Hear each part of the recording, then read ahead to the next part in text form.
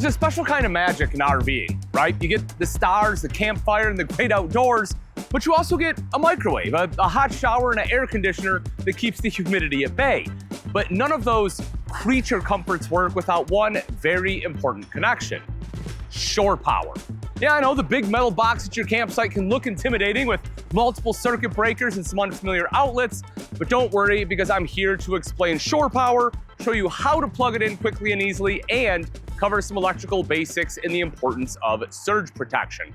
So first, real quick, shore power refers to an external power source. Every RV has an onboard battery bank that stores 12-volt DC power, but shore power provides AC power, which is essential for your bigger appliances. The campground power pedestal is the most common source of shore power, but the term could technically refer to any 30 or 50 amp electrical connection.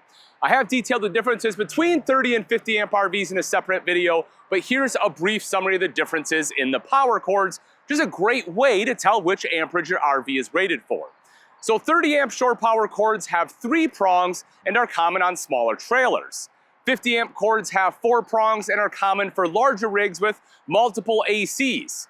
The right cord matches your RV's amperage rating, but what if you arrive at a campsite with a 50 amp RV and only find a 30 amp outlet? Well, that's where electrical adapters come in. We'll talk more on those later, but let's get back to the basics real quick. So before plugging in the shore power cord, we need to talk about an essential safety device to protect your RV's electrical system, and that is a surge protector or energy management system, EMS. Shore power can be unpredictable, folks. Low voltage or a sudden spike can ruin your expensive appliances in seconds. A surge protector acts like a bouncer at the door, right? It checks the power coming from the pedestal and only lets it into your RV if it's safe. If you're looking for one piece of must-have equipment, this is it. Now, plugging in seems simple, but there is a specific safety sequence that you should follow. So first, you want to ensure all appliances inside your RV are turned off, especially the air conditioner. Next, you want to make sure the breaker on the campground pedestal is in the off position. You'll want to plug in your surge protector, turn the breaker to the on position, and check the LEDs on the surge protector's display.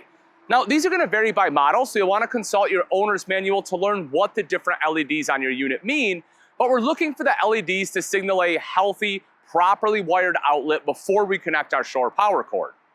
When that's verified, connect your RV's power cord to the surge protector. Some shore power cords are hardwired into the RV, meaning you'll only have to connect the male end to the surge protector. Others, though, are going to be portable. Now, with portable models, you'll want to plug the female end into your RV's external power connection before plugging the male end into the surge protector. All right, now let's return to the issue of electrical adapters, also known as dog bones. You can kind of see why, right? It has the 2 heavy-duty ends here, and it's connected by a short bone of cable. So there's going to be 2 main types. The first one is this one right here, which is this step down. This is going to be a 50 to 30. So this lets you plug your 50 amp RV into a 30 amp pedestal. You're not going to fry anything, but you won't have full use of your appliances either.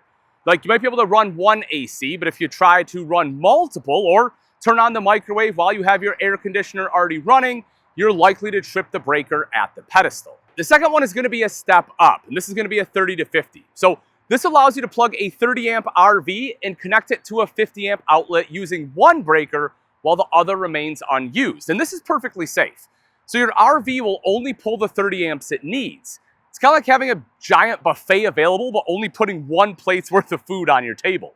Now, as a pro tip, you should always buy high quality, heavy duty dog bones. If you have cheap thin adapters, they can overheat under a heavy load. So you want to look for handles on the ends, as they make it a lot easier and safer to pull the plugs apart when it's time to head home. All right, now once you're plugged in, RVs are built to manage 2 different types of electricity. AC, like your home outlets, and DC, like a car battery. This is where people often get confused, so let's keep it simple. Most RVs come with a converter.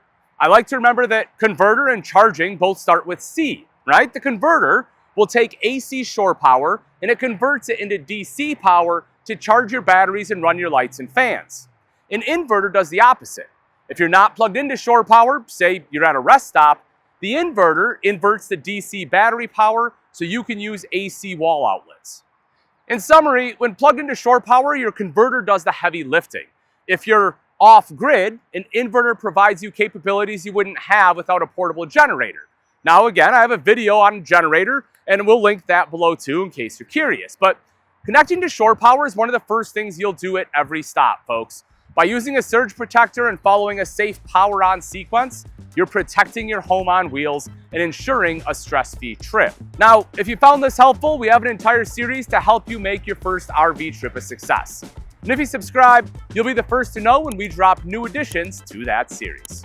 Thanks for watching. I'm Ian Baker. Until next time, we'll see you.